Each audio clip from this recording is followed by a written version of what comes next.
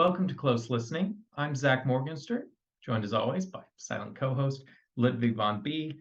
And I'm excited to have finally had the chance to listen to Kate Bush's Hounds of Love. I became curious about Kate Bush back in April or May. I listened to her The Kick Inside album. I looked to see what else was in the Toronto Public Library system.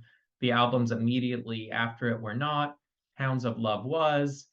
Then Stranger Things season 4 comes out and Running Up That Hill explodes all over the internet. I put in an order with the library to get a copy of the CD, and there was a long waiting list. So I thought, that's pretty cool. You know, the young generation who watches Stranger Things still takes CDs out of the library just like me. It's a shame I couldn't get it out of the library on cassette because then it would be the perfect experience. But I was kind of curious what this album was overall about. I think the funny thing is, despite Running Up the Hill being in that show, one doesn't necessarily get a great sense of the complete lyrics. What it actually does seem to be about is a kind of inherent tension in heterosexuality. There's a lyric that goes, "Is there so much hate for the ones we love?" Seems to be saying that there's so many differences that fall along gender, sex lines, and yet men nonetheless continue to be attracted to women and vice versa. So the song asks the question of, what if we could make a deal with God and have them switch our places? Track number 2 of this record is called Hounds of Love, and it seems to be a sort of similar theme, a sort of inherent fear of heterosexual love. And the singer seems to be, she kind of fears inevitably she will have her loving moment with the hounds, who I guess are the men, even though she finds the idea really weird. And she presents these hounds as an inherently dangerous thing. She has to pick up a vulnerable fox and save it from them. The standout thing for me about Kate Bush's voice on her first album was that it was so ridiculously high. You know, it sounded kind of like Yoko Ono, except it was somehow in key. It somehow worked. On this album, Kate Bush's voice is more normal, though it certainly has some quirk to it. There's a bit of a hoof in her delivery, you know, almost like Las Vegas era Elvis. Regardless of which voice she's doing, the effect it has is that when she's sort of talking about tense and potentially dark subjects, she's not presenting herself as fragile, but she's also not presenting herself as angry or hostile. She's just being confident in exploring these issues and allowing you to enjoy her charisma and maybe appreciating her perspective on those issues through the experience of enjoying her charisma. Track number 3 is another really catchy one, arguably catchier than Running Up That Hill. It's called The Big Sky.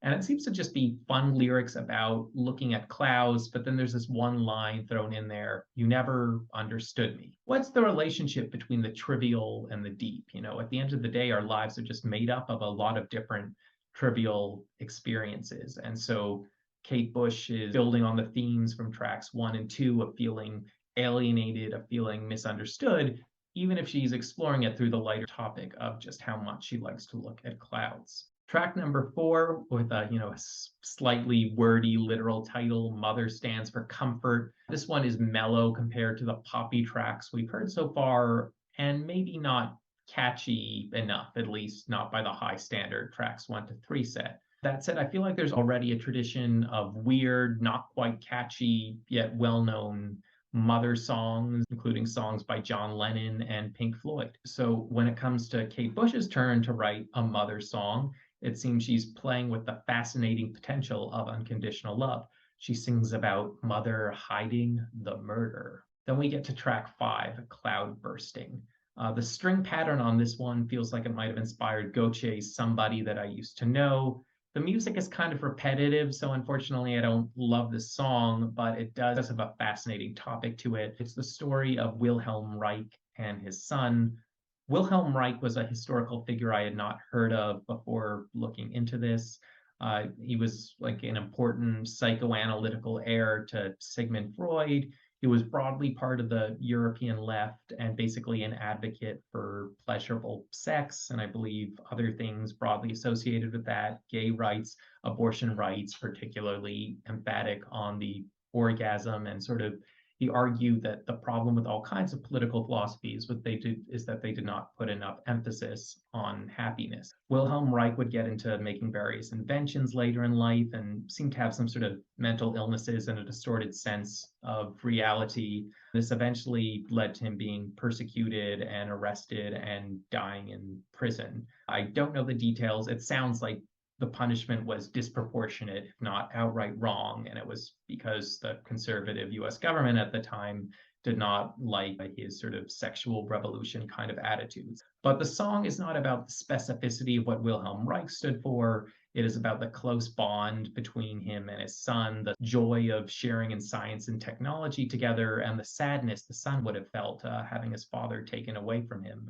So another cool thing about this record is that rather than just being one album, it's kind of a double EP. I'm not someone who's ever interested in just making an EP because I feel like part of being a musician is always having tons of ideas, not just 4 or 5 songs or whatever. But the idea of a double EP, splitting up your groups of songs so they're really cohesive, I thought that was a cool idea. So the first half of the album she labels Hounds of Love, but the name for the second half, the second part of the double EP, if you will, is The Ninth Wave. This is a name I associate with a painting by Ivan Aizovsky, but I think it's more generally an expression just for a big, overwhelming wave in the ocean. In the course of making this review, I found out there's a whole Kate Bush encyclopedia out there that collects her quotations about her various songs. With a lot of singer-songwriters, one is left really playing guessing games, interpreting, whereas I guess with Kate Bush, there is sort of a right answer for what each song is about in the sense that she seems to have talked about lots of her individual songs. So what I will say is she talks about this piece as a whole as being quite literally about her imagining being overtaken by a giant wave and having the experience of water covering you and needing to be saved. That said, there's a clear surrealness to it. It's not momentarily being covered by a wave. It's, being saved from it over a long period that leaves a lot of options open for interpretation. So the first track on this ninth wave section is called And Dream of Sheep. So one thing I thought while listening to this one is it returns us to the earlier gendered themes. If they find me racing white horses, they'll not mistake me for a boy. Now, when I looked at the lyrics for this one, it did not say boy, it said B-U-O-Y, buoy. When I heard her singing, it sounded closer to boy. But then when I heard her interpretation that this is about being, covered in a wave, was she saying boy or buoy? Is there some intentional ambiguity there? Another thing that stood out musically with this song is how dramatic the orchestration it was. Sometimes strings just sound like they're backing up the singer, giving them a little extra punch, whereas here the strings had such a somber, dark sound to them. It didn't sound like you were listening to a song anymore. You were just watching a sort of very bleak movie set out on the ocean in the middle of nowhere. Track number 7 is called Under Ice. It revisits that big, saddening string sound, and this one is clearly more of an experimental bit than an outright song. We hear the singer's voice being blocked out by other things as if she's frozen in ice. So generally, I'm not the biggest fan of prog rock. I tend to like my music when it has a catchy structure and it makes good use of lyrics. I feel like instrumental music can only go so far before you need more lyrics to contextualize it. But what I like what Kate Bush did here, again, by splitting up her album into 2 EPs, is she kind of warms you up with the poppier stuff on the Hounds of Love side. And then by the time you get to the ninth wave, it's like you're gradually wading into the more experimental stuff. And you don't notice right away that you're listening to more experimental stuff because the production is similar. She eases you in. And regardless, I think on lots of albums, by the time you get to the second half, maybe you're a bit desensitized, a bit bored, and not paying as close attention. So she's almost getting you in the best headspace to appreciate her experimental side. Track number 8 is called Waking the Witch. And here's where I got confused by the interpretation of the whole ninth wave thing, because now it's no longer simply a matter of being underwater. It feels like this whole section is an allegory for gender politics. Obviously it would have been women disproportionately killed in witch hunts, and she just gets at the idea of being misunderstood and having threats yelled at you. And I guess just the image of being caught underwater kind of lines up with that. Track number 9 is called Watching You Without Me. So if track number 8 was about imagining life as a witch or a witch, this one feels like it's imagining life as a ghost. Maybe the witch was burned at the stake in the last track. But rather than fixating on the injustice they suffered, Bush thinks about the very specific experience a ghost would have. A ghost would have to be a very lonely creature. Track number 10 is called The Jig of Life.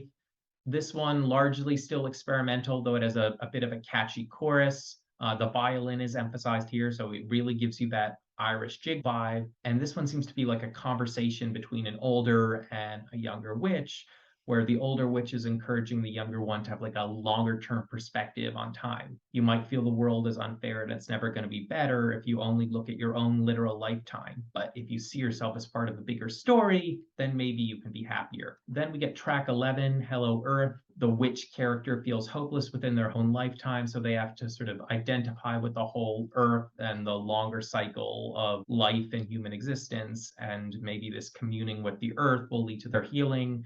And finally, we get The Morning Fog. This one sounds a bit more like a normal song. There's a very bright sound on the keyboards that kind of reminds me of a closing tune one might hear in a Miyazaki movie. And yeah, overall, it just has a more optimistic tone, and it's a nice way to end the record.